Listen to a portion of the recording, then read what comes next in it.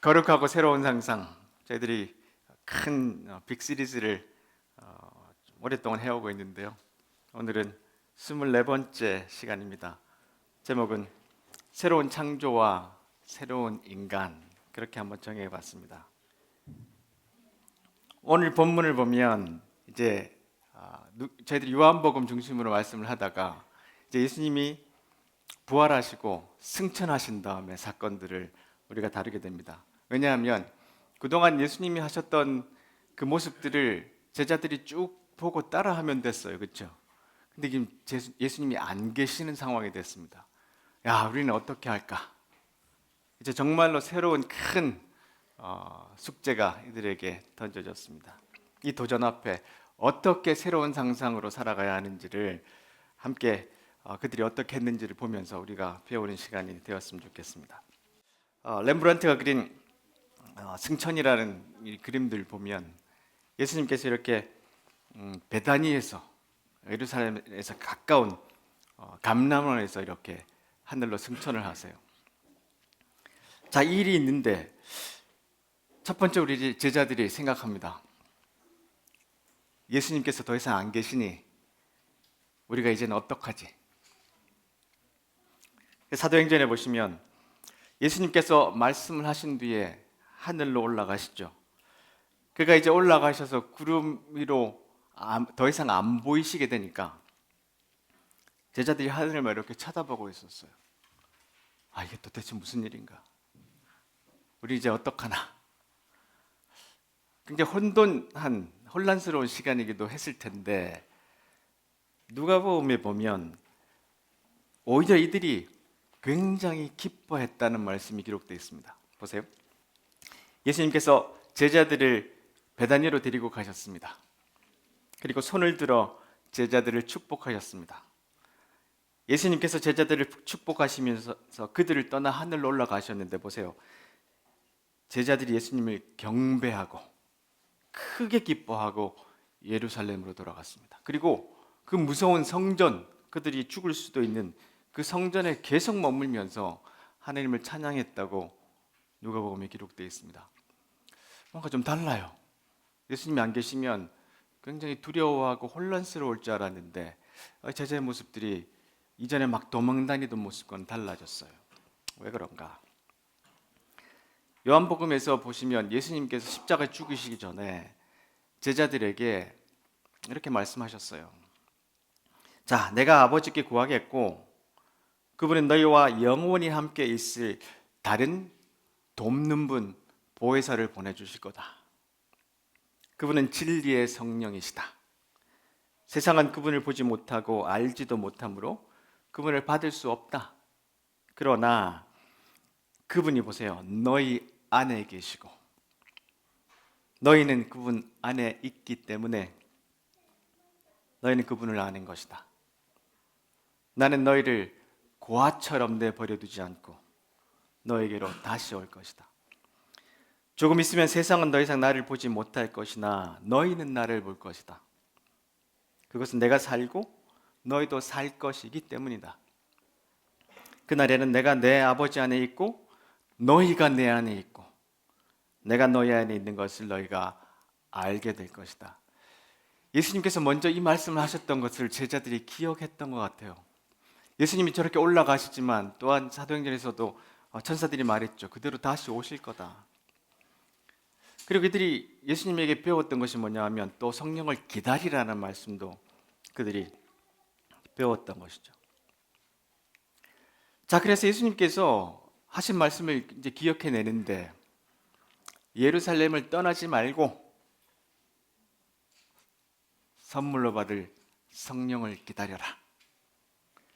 이렇게 말씀을 이제 예수님께서 하셨던 것이죠.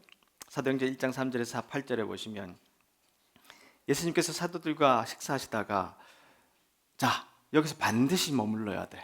예루살렘을 떠나지 말고. 그리고 내가 그 전에 약속했던 아버지께서 보내주실 그 선물을 기다려.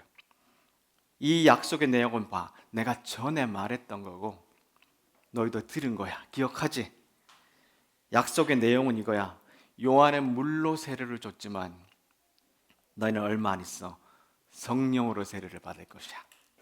이렇게 예수님이 40일 동안 계시는 동안, 이 땅에 머무르시는 동안 계속해서 제자들에게 강조하셨던 것 같아요. 그러니까 제자들이 흔들리지 않고 예루살렘에서 성령을 기다렸던 것 같습니다. 자, 며칠을 기다렸나? 성령 강림까지 한 10일 정도 기다렸습니다. 예수님이 부활하시고 승천하신 다음에 성령 강림까지 한 10일 있었어요. 그게 왜 그러냐면 예수님의 부활은 6월절 그 다음 날 안식일 후 첫날 그 주일에 부활하셨어요. 그리고 40일 동안 제자들과 함께 있었다고 성경에 기록되어 있습니다. 그리고 부활 후 40일째 되는 날 승천하셨죠. 자, 이게 오순절은 말 그대로 숫자 5, 수는 10할 때 순이죠. 그래서 5가 10이 5개 있는 50일, 펜테코스트라고 그러는데 6월절 후 날짜를 세서 50일째 되는 날이에요. 이걸 77절이라고 하고 우리는 성령 강림의 날이라고 부르는데, 자, 이렇게 계산해 보면 승천하시고 오순절까지 빼보면 딱 10일 정도 제자들이 기다립니다. 근데 이 10일이 참 길었을지 않을까 그런 생각이 좀 들기도 해요. 자, 그 기간 동안 제자들이 다락방에 모여 열심히 기도했습니다. 자, 그러면 예수님께서 성령을 보내주신다고 약속하셨는데 성령은 구약에도 있지 않으셨나요? 그렇죠? 그때도 계셨잖아요. 창세기도 보면 천지를 창조하실 때도 계셨어요. 자, 그런데 구약의 성령을 조금 한번 공부를 해보면 첫 번째, 성령께서는 왕이나 사사 혹은 예언자들, 저 높으신 분들에게만 임했어요. 왕을 뽑을 때, 아니면 사사를 뽑을 때, 아니면 예언자들이 예언할 때, 그때 성령이 오셔요. 민수기나 사사기나 사무엘상에 보면 다 그런 리더를, 왕을 세우고 사사를 세우고 특별한 행위를 할 때 기름을 부으면서 성령이 임하는 장면들이 나옵니다. 그래서 높으신 분들에게만 성령이 임하셨어요. 두 번째로, 이 성령은 오래 머물지 않고 특정한 사건을, 어떤 역할을 하고 나면 그 역할이 끝나면 떠나셨어요. 이사야서에도 보고 에스겔에 보면 선지자 예언자들이 성령을 받고 하나님의 영을 받고 가르치거나 예언을 한 다음에 그 성령님은 떠나셨단 말이에요. 계속 머무르지 않으셨어요. 자, 이렇게 성령님은, 구약 성경에 있는 성령님은 오늘 우리가 보고 있는 성령님과 좀 달라요. 자, 그래서 마침내 예수님께서 약속하신 성령께서 오세요. 사도행전에 보면 제자들이 다 다락방에 모여 있는데 세찬 바람 소리가 납니다. 그리고 난 다음에 사람들 머리 위에 불꽃이 하나씩 생겨요. 많은 그림들이 있는데 이렇게 사람들이 상상해 봅니다. 그러니까 그 다락방에 있는, 중세니까 중세 사람들이 옷을 입었겠지만 이렇게 강한 바람 소리가 그 방 안을 가득 채우자 사람들이 놀랬겠죠.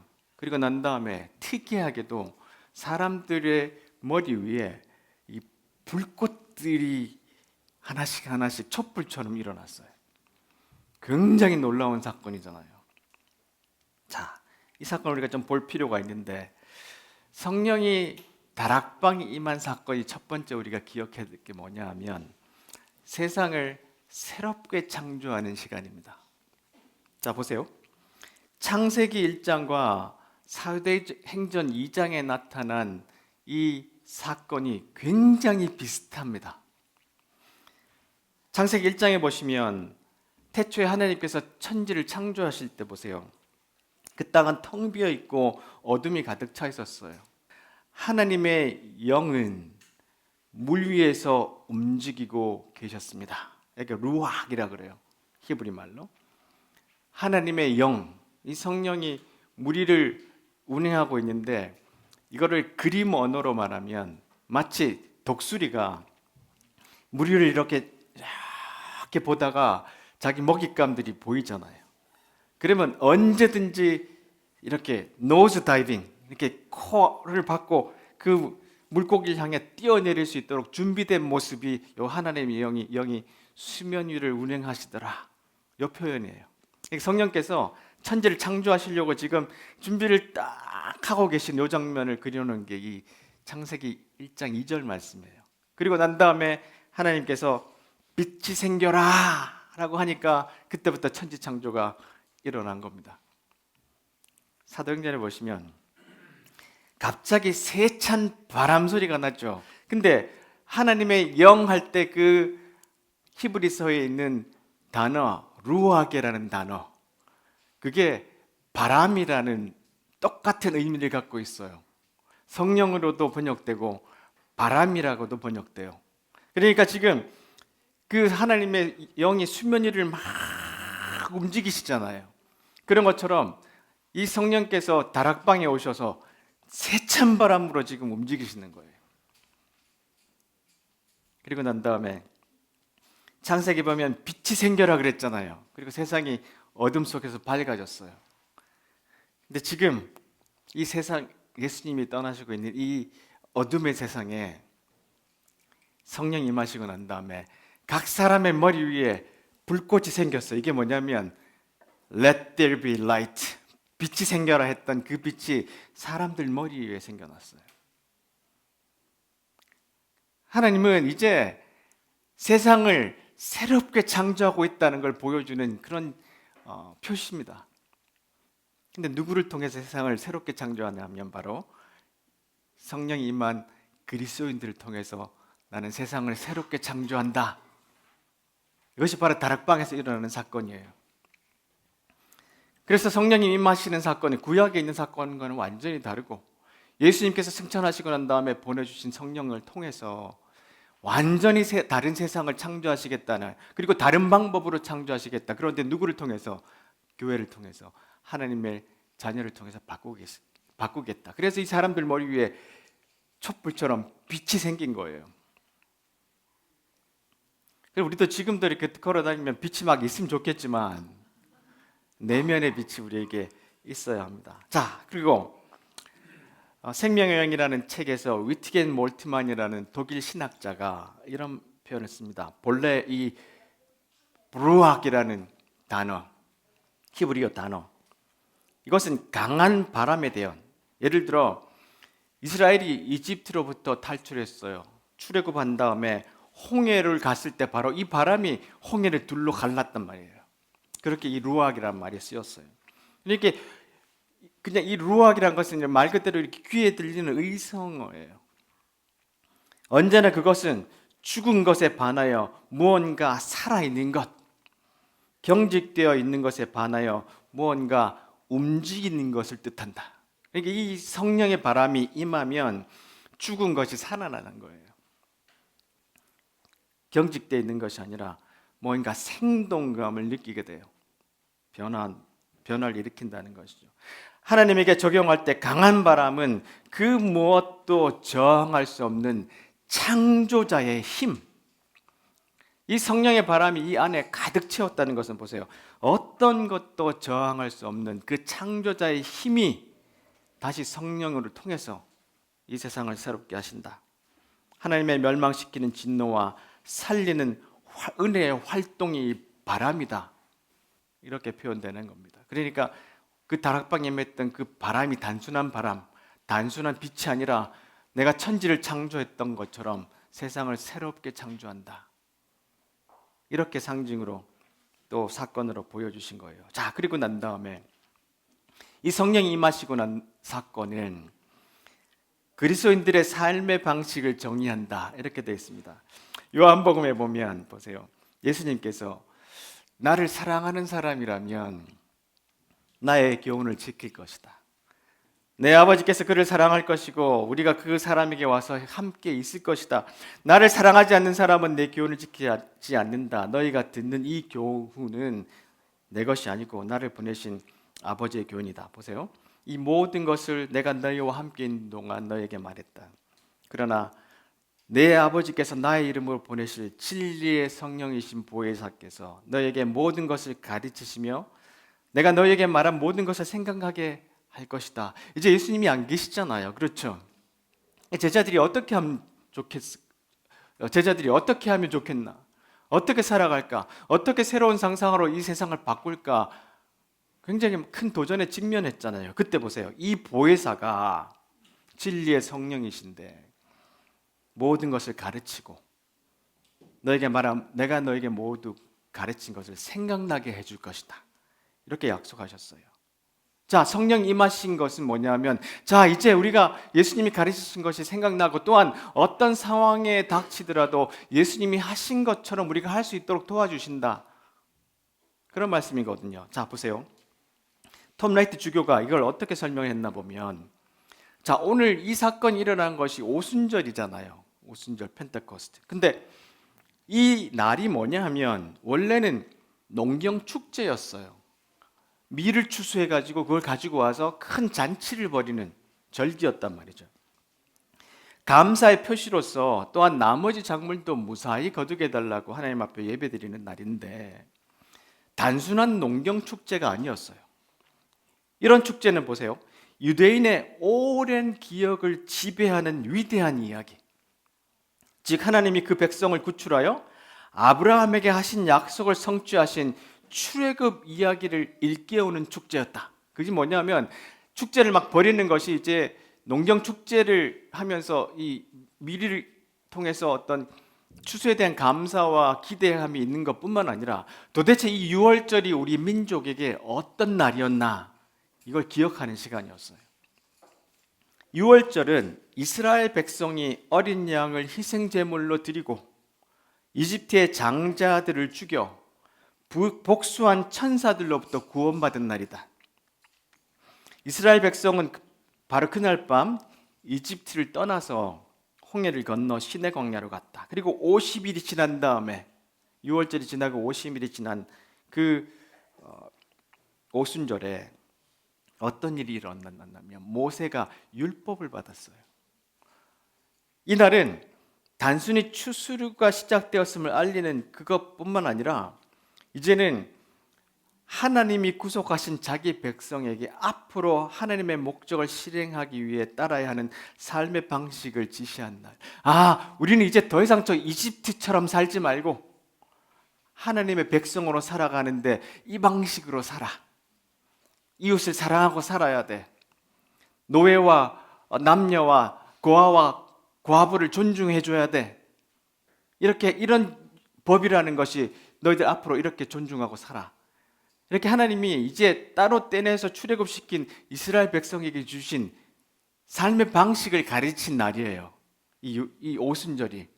그런 의미를 갖고 있는 날에 성령이 임하셨단 말이죠. 자, 그래서 이 시내산의 오순절과 다락방의 오순절이 굉장히 비슷합니다. 근데 그 차이점을 우리가 잘 봐야 되는데 보세요. 구약에서는 모세가 시내산 앞에서 이 일을 이제 경험하는데 신약에서는 예루살렘에서 감난산, 거기다 이제 산 쪽이죠. 자, 보세요. 여기서 모세가 시내산을 올라가서 하나님 앞에서 율법을 받습니다. 신약에서 오늘 사도행전에서는 예수님이 하늘로 올라가십니다. 그리고 난 다음에 모세가 하늘에서 그 산에서 율법을 갖고 내려와요. 근데 이번에는 성령님이 하늘에서 내려오십니다. 신약에서. 자, 시내산의 오순절에서는 이 돌판에다가 율법을 새겼어요. 그런데 이제는 우리에게는 마음의 돌판에 하나님의 사랑이 새겨집니다. 그리고 구약의 시내산 오순절은 율법이 백성을 규정했어요. 자, 율법을 지키는 이스라엘 백성. 그런데 이제는 성령님이 공동체를 형성합니다. 그리고 그것이 이스라엘 민족으로 국한됐지만 이제 신약에서는 모든 민족에게 성령이 임하세요. 세상을 바꾸는 방식이 이렇게 변화됐어요. 그래서 성령이 다락방에 임했다는 것은 뭐냐면 마치 그 시내산 오순절에서 율법을 받고 이렇게 살아갔던 이스라엘 백성처럼 성령을 받은 우리가 예수님이 가르치신 방식으로 살아갈 거다. 그렇게 살아가라 라고 하신 것처럼 그렇게 성령이 우리에게 임하셨다는 거예요. 굉장히 비슷한 비유가 이 안에 있습니다. 자, 이것에 대해서 톰 라이트 주교가 조금 더 설명을 하는데요. 보세요. 사도들이 성령으로 충만해서 예수님과 그분의 부활에 대해 강력하게 증언하고 바로 그 첫날부터 회개하는 사람들을 얻은 이 이야기를 독자들은, 우리가 읽는 사람들은 앞으로 있을 위대한 추수의 상징, 앞으로 이제 많은 사람들, 이방인들이 주님 앞으로 돌아올 텐데 하나님께 드리는 첫 단과 같은 이야기로 이해할 것이라고 누가는 확신한다. 유대인들이 시내산에서 율법을 받은 이야기를 하는 것을 자세히 보면 아까 제가 보여드렸죠. 어느 정도 대칭 구도를 볼 수 있다. 이스라엘 백성이 시내산에 도착하자 모세는 산에 올라가 율법을 가지고 내려왔다. 예수님은 승천하여 하늘로 올라가셨고 돌판에 새긴 율법이 아니라 사람의 마음에 새길 율법에 역동하는 에너지, 강력한 루악, 하나님의 성령의 바람을 가지고 우리에게 다시 오실 것이다. 누가는 우리가 그렇게 성경을 읽기를 바랬다는 거예요. 그래서 이 다락방에 임했던, 급하고 강한 바람처럼 임했던 이 성령은 다시 한번 인류를 새롭게 만들고 하나님 나라를 이 땅에 새롭게 만들어 가시는 주님의 놀라우신 혁명적 방법이었다는 겁니다. 자, 그래서 이 성령이 임하시면 깨어진 우리의 형상이, 우리의 모습이 하나님의 형상으로 회복돼요. 성령이 우리 속에 임하시면 우리는 깨어진 하나님의 형상이었다가 이제는 원래의 오리지널 디자인으로 돌아갑니다. 고린도서에 보시면 그러므로 누구든지 그리스도 안에 있으면 새로운 창조입니다. 이전 것은 지나갔으니 보십시오, 새 것들이 와 있습니다. 그랬죠. 우리가 너무 좋아하고 잘 아는 말씀입니다. 자, 창세기에 보면 하나님께서 사람을 지으실 때 흙으로 지으셨잖아요. 근데 우리만 아니라 동물들도 흙으로 만드셨어요. 손으로 빚어서 만드셨어요. 그런데 창세기에서는 그 동물과 사람의 딱 한 차이를 두고 있는데 그게 뭐냐면 사람을 지으시고 난 다음에 어떻게 하셨죠? 사람의 코에 생명의 숨을 불어넣는데 보세요. 루악, 성령의 바람을 집어넣으셨어요. 우리를 창조할 때 우리 속에 성령의 바람을 집어넣었다고요. 그래서 우리가 어떻게 해요? 사람이 생명체가 됐는데요. 옛날 버전에는 생령이 됐다고 나옵니다. 생령이 됐다. 우리 속에 성령이 원래 계셨어요. 근데 타락하고 난 다음에 우리가 깨어졌거든요. 근데 이제는 누구든지 그리스도를 믿으면 어떻게 해요? 성령을 선물로 받습니다. 그래서 우리가 예수님을 믿게 되면 우리가 하나님의 형상이 회복되는 거예요. 사람이 변화돼요. 보세요. 아까 우리가 한번 봤잖아요. 그 강한 성령의 바람이 우리를 이끌어 가시게 돼 있다는 거예요. 그래서 그 세찬 바람이 그 다락방 안에 임했다는 것입니다. 자, 보세요. 그래서 고린도전서나 여러 말씀에 보시면 계속해서 강조하는 것이 뭐냐면 우리 속에 성령이 안에서 내주하신다는 거예요. 아까 구약에 볼 때 성령은 어떠셨어요? 맡겨진 일을 다 감당하고 나면 떠나셨잖아요. 근데 우리가 이제는 예수님을 믿으면 성령이 어떻게 해요? 우리 안에 거하세요. 내주하신다, 그렇게 표현합니다. 보세요. 여러분은 자신들이 하나님의 성전인 것과 하나님의 성령께서 여러분 안에 계신다는 것을 알지 못합니까? 굉장히 강한 어조로 우리에게 반문합니다. 누구든지 하나님의 성전을 멸하면 하나님께서 그 사람을 멸할 것입니다. 그것은 하나님의 성전을 거룩하며, 보세요, 여러분 자신이 바로 성전이기 때문입니다. 그 이전에는 성전은 저 물리적인 헤롯이 만든 어떤 건물이었어요. 거기 가서 예배해야 되고요. 거기서 짐승을 잡아야 했죠. 그런데 지금 보세요. 우리는 우리 안에 성령이 계십니다. 우리가 하나님의 모습으로, 형상으로 달라졌다는 거예요. 그게 우리의 정체성이에요. 그리고 여러분은 이렇게 말하잖아요. 이건 교회를 가르칩니다. 우리가 꼭 이렇게 모여있는 교회뿐만 아니라 그리스도의 공동체. 너희들이 하나님의 성전이야. 하나님이 그 안에 계셔. 우리 개인 안에도 계시고 공동체 안에도 계세요. 우리가 예수님을 믿으면 성령이 우리 안에 거하시고 우리가 성전이 거하는 전이 되는 거예요. 자, 그리고 고린도전서 6장 19절에도 그렇습니다. 여러분의 몸은 하나님께 받은 것이며 여러분 안에 거하시는 성령의 성전이라는 사실을 알지 못합니까? 여러분은 여러분 자신의 것이 아닙니다. 그렇게 우리가 달라졌다는 거예요. 예수님 믿게 되면 그게 우리의 놀라운 정체성의 성전이 됐습니다. 성령 우리 안에 계세요. 그래서 우리가 하나님 안에 살고 하나님께서 우리 안에 계신다는 사실을 잘 알고 그래서 그 성령을 통해 살아갈 수 있는데, 다섯 번째로, 그래서 그리스도인들은 반드시 살아갈 때 성령님의 인도하심을 받고 살아야 돼요. 우리가 이걸 참 망각을 많이 하는데요. 갈라디아서 보시면 메시지 버전에 내가 드리는 조언은 이러합니다. 자유롭게 살되 하나님의 영이 이끌고 북돋아 주시는 대로 사십시오. 그러면 여러분은 이기심이라는 욕망에 휘둘리지 않게 될 것입니다. 우리 안에는 죄스러운 이기심이 자리 잡고 있는데 그것은 자유로운 영을 거스릅니다. 자유로운 영은 이기심과 양립할 수 없습니다. 그 두 가지 생활 방식은 정반대입니다. 여러분은 그날 기분에 따라서 어떤 때는 이렇게 살고 어떤 때는 저렇게 살 수 없습니다. 왜냐하면 우리는 성령의 전이니까.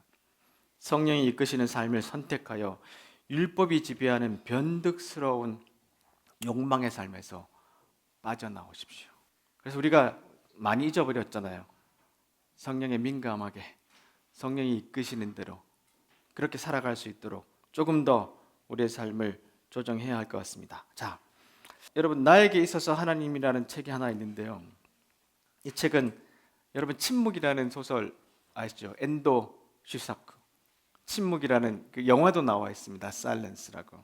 1966년에 쓴 책인데 이분이 그리스도인이에요. 그래서 이분이 쓴 책의 부분을 하나 인용하면 일본 분들이 오셔서 이분이 이런 이야기를 합니다. 나의 문학 작업이 여기까지 오는 데에는 물론 문학적으로도 많은 영향을 여러 가지로 받았습니다. 내 인생에 있어서 여러 사람들이 나를 여기까지 밀어왔다고 생각합니다. 그리고 그 사람들의 배후에는 눈에 보이지 않는 어떤 힘이 있어서 나를 여기까지 오게 한 것이라고 생각합니다. 내가 만약에 가톨릭 신자가 아니었다면 프랑스에 가지도 않았을지도 모르고 프랑스에서도 보통은 만나지 못했을 사람들과도 만났습니다. 또한 3년 동안 큰 병에 걸리지 않았다면 하나님을 생각하는 침묵 같은 소설을 쓰지 못했을지도 모릅니다. 이렇게 생각하면 눈에 보이지 않는 어떤 힘이 작용하고 있다고 생각하지 않을 수 없습니다. 이것이 내 경우에 성령의 작용입니다. 내 인생을 커다란 바다라고 생각한다면 그 바다 안에서 나는 무엇인가에 의하여 지탱되고 있었다는 느낌이 드는 것입니다.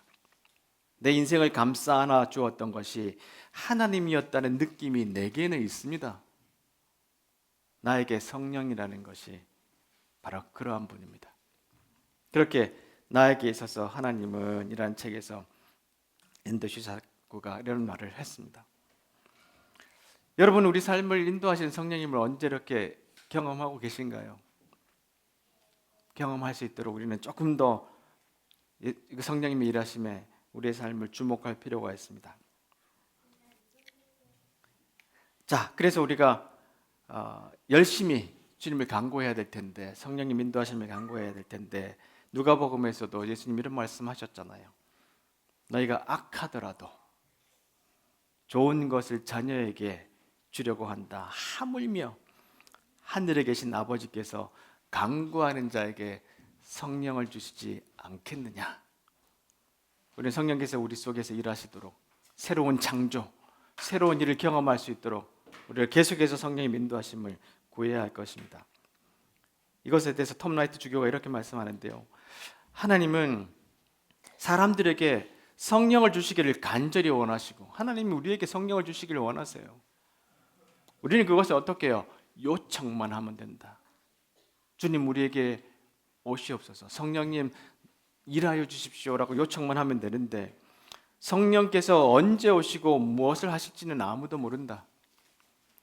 바람과 불에 대비하라. 먼지 끼고 냉랭한 인생의 방에 한바탕 봄맞이 대청소가 벌어질 것을 대비하라. 여러분, 우리의 몸이 우리의 생각이, 우리의 삶이 먼지 끼고 냉랭한 인생의 방 아닙니까? 거기에 성령의 바람이 임하여 대청소가 벌어진다. 바람과 불을 대비하라. 이 성령을 우리가 우리 삶에 초청하는 것인데, 하나님이 자신을 찾는 모든 사람에게 성령을 주실 것을 의심하지 말아야 한다. 성령께서 이끄시는 삶의 형태나 방향은 순종과 믿음이 따를 것이라는 가정하에 궁극적으로 그 사람만의 방식으로 하나님께 영광을 돌리는 모습으로 나타나려는 것을 의심해서는 안 된다.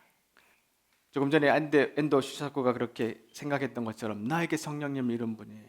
우리 모두에게 다 달라요. 그렇지만 우리 모두는, 각 사람은 성령께서 우리를 회복시키시고 하나님의 형상으로 다시 재창조하신 것처럼 우리의 삶을, 그리고 이 깨어진 세상을 바꾸는데 성령님 인도하심을 따라가는 우리의 인생이 되어야 할 것입니다. 이것이 하나님께서 오순절 통해서 새로운 상상으로 우리를 이끌어 가시는, 우리에게 초청하시는 중요한 도전이라 믿습니다. 기도하겠습니다.